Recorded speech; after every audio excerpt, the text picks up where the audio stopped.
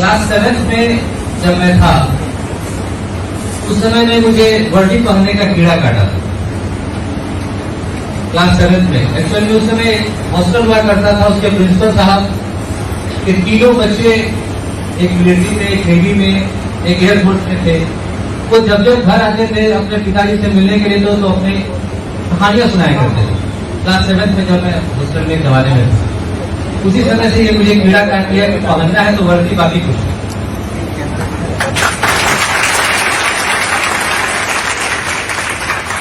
इस चीज को जब ये महसूस हुआ कि वर्दी इतना जरूरी है तो उसके लिए फिजिकल फिटनेस कितनी जरूरी है, मुझे ध्यान है कि मैं उसी समय के बाद से मैंने कोशिश की कि कुछ न कुछ वर्जिश करता रहूं और अपने आप को फिट रखूं।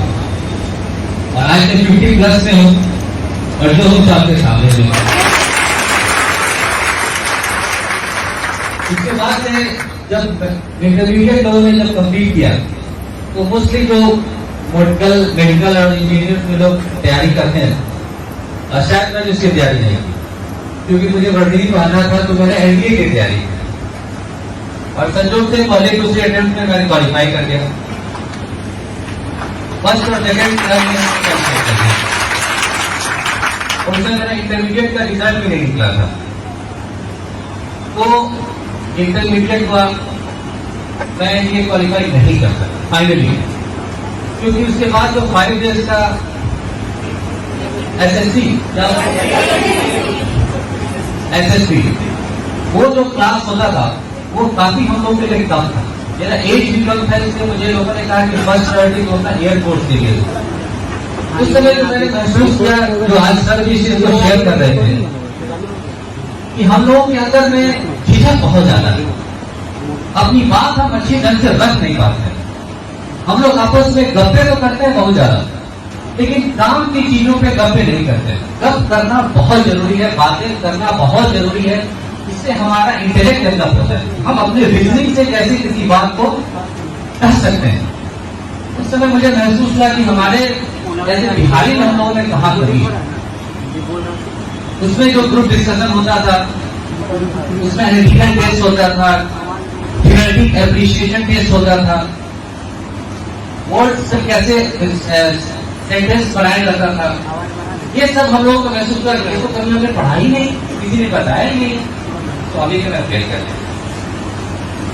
उसके बाद फिर एनडीए भी हुआ, सीडीएस भी हुआ, सीडीएस भी मैं क्वालिफाई किया।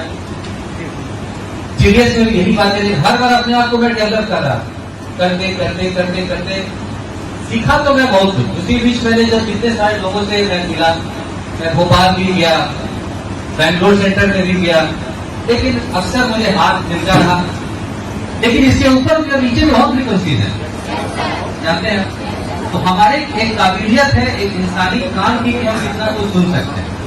सिमिलरली हमारा एक ब्रेन है और हर इंडिविजुअल के लिए वो अलग अलग है कि वो किस दायरे के अंदर में वो सोच सकता है और सोचता है। मैं ये नहीं कह रहा हूं कि आप मत पढ़िएगा, लेकिन मेरा अपना निजी सुझाव है, निजी मानना है कि पढ़ने के लिए टोटल क्लॉक 24 घंटे के हैं और ये आपको मैनेज करना है कि हम रात में पढ़ें कि दिन में पढ़ें।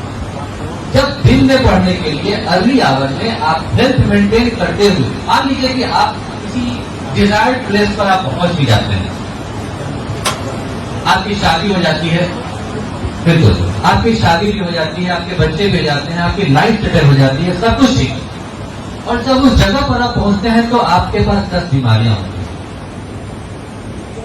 क्या हुआ, क्या फायदा हुआ? अल्टीमेटली तो वहीं के वहीं पहुंच गए। पहले भी समोसा सोचते थे खरीद के खाए कि नहीं खाए, आज भी सोचेंगे पैसे तो जेब में है, खाए कि नहीं खाए। तो फिर क्यों इतना मेहनत पागलबंदी कर रहे हैं? बस हो जा रही है ना, जब मन करे जो खाए, बस खूब सारा खाए, ठीक है। अकॉर्डिंगली डाइजेशन भी उतना स्ट्रॉन्ग होना चाहिए, आपको हेल्थ मेंटेन करना है। आज मैं देखता हूँ बच्चों के पास में एनडीए को आप रिटेन क्वालिफाई कर सकते हैं, आसानी से कर लीजिएगा, आपके इतना टैलेंट है। लेकिन जब आपको कहा जाएगा 10 तो चिनअप मारिए, नहीं होगा। 15 तो पुशअप्स मारिए नकल पे, नहीं मार सकिएगा बॉस, क्योंकि मैं भी तो बच्चों के बीच में रह रहा हूँ। जब मैं जिला में भी था, मंडल में था, तो बच्चों से मिलता जुलता था। अप्रेंटिस खड़ा होकर के भी नहीं मार सकिएगा। तो फिर आप जब टाइगर लीप का प्रैक्टिस करिएगा, आपकी पकड़ ही मजबूत नहीं होगी, आप रस्सी कहां से पकड़िएगा और टाइगर लीप कहां से मारिएगा। आप एनडीए क्वालिफाई कर रहे हैं, आप रिटर्न कर लीजिएगा, एसएससी कैसे होगा। आपको फिजिकली फिट होना पड़ेगा, और माइंड बॉडी कोऑर्डिनेशन भी उतना ही इंपॉर्टेंट है। हम लोग क्या कर रहे हैं, पढ़ाई पर बहुत ध्यान दे रहे हैं, लेकिन फिजिकल फिटनेस पर इन जनरल, और जिम जाना सिर्फ फिजिकल फिटनेस नहीं है बस, आप घर में भी बहुत अच्छे ढंग से एक्सरसाइज कर सकते हैं। मेरा ओवरऑल बच्चों से इतना ही रिक्वेस्ट है कि आप हमारे फ्यूचर,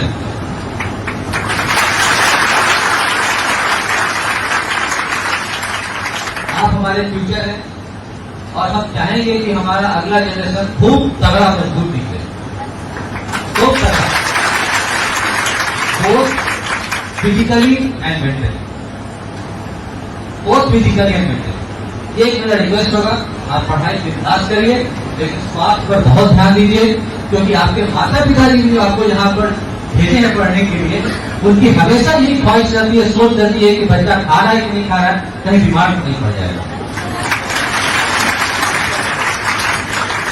आप क्या खाते हैं, क्या पीते हैं, इससे भी उनकी निगाह रहती है। इसलिए नहीं सिर्फ कि आप कुछ अच्छा कर जाइए, बच्चा मेरा स्वस्थ, राइट। तो आप अपने माता पिता को भी ख्याल में ध्यान में रखिए। हर समय कई लोग कमिश्नर लेवल पर हैं, कई एडीजी रैंक के लेवल पर हम लोग के मित्र लोग हैं जो हम लोग के साथ तैयारी किया करते थे, लेकिन कई लोगों से जब बातचीत करिए तो वो लोग खुश नहीं है, और दुखी होने के उनके पास हजार कारण है। मतलब ये करने का है कि सुख और दुख आपके चॉइस पर डिपेंड करता है। एग्जैक्टली अब बहुत मैं थोड़ा सा एग्जाम्पल दे दूं, आपके पास में 10,000 रुपए का एक मोबाइल फोन आ जाए, आप दिमाग में रख लीजिए कि नहीं मुझे 12,000 का चाहिए या पार्टिकुलर चीज चाहिए था, तो आपने दुख को क्रिएट किया, आपने दुख को क्रिएट किया कि वो चीज मुझे नहीं मिला, जबकि आपका काम 10,000 से भी आराम से काम कर सकता है।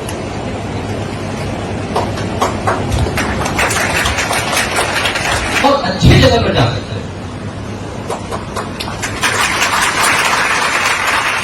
ये कोई एंड नहीं है कि तुम सेकंड रेजिडेंट के रूप में ज्वाइन करोगे तो तुम्हारा एंड हो जाएगा, ऐसा कुछ नहीं। तुम इससे और ऊपर जा सकते हो, और ऊपर जा सकते हो।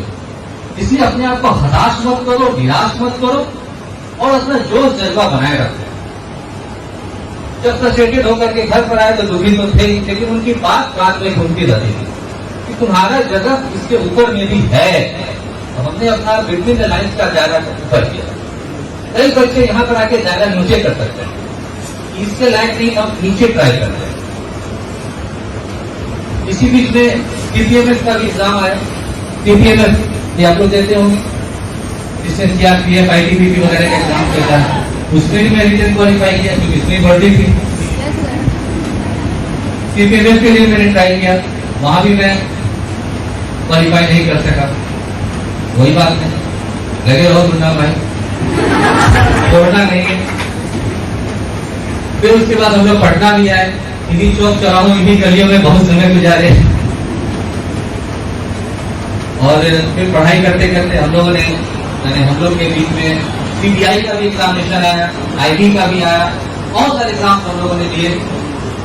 अल्टीमेटली फिर हम लोग बीपीएससी में हमने क्वालिफाई कर लिया, और उस समय 41st बैच में मेरा 7th रैंक था। मेरे कहने का मतलब ये कि जिंदगी में आपको कुछ भी मिले, पहले चीज ये है कि अपना स्टांस देख लीजिए कि मेरे में कितनी काबिलियत है। पहले सेल्फ असेसमेंट करना बहुत जरूरी है, और उसके बाद आप जब कोई एम के लिए प्रयास करेंगे तो कोई भी एम मुश्किल नहीं, कोई भी एम मुश्किल नहीं।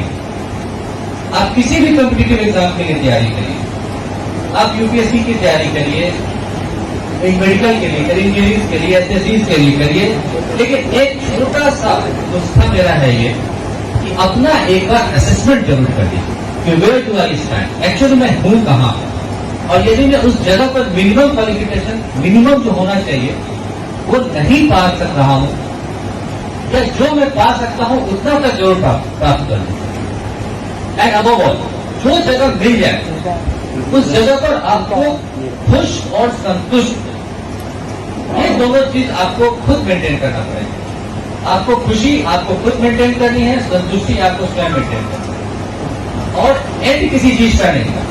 कितना भी ऊपर चले जाइए, कितना भी ऊपर चले जाइए, कई लोग पैसे के पीछे बहुत ज्यादा भागते हैं, पैसा मिल भी जाता है, फिर उसके बाद इस पैसे का क्या करूं, कहाँ रखूं, कहाँ इन्वेस्ट करूं, तो फोन आ जाएगा, चोर आ जाएगा, पुलिस आ जाएगा, ये बीमारी की लगी आ जाएगी। आप अपना एक क्राइटेरिया तय कर लीजिए, मेहनत करिए और सेल्फ डिसिप्लिन। सेल्फ डिसिप्लिन का मतलब यह होगा कि आप अपने रूटीन को आपको मेंटेन करना पड़ेगा, चाहे कितना भी टफ टाइम क्यों नहीं हो। आपको अपना रूटीन आप तो खुद बनाइए।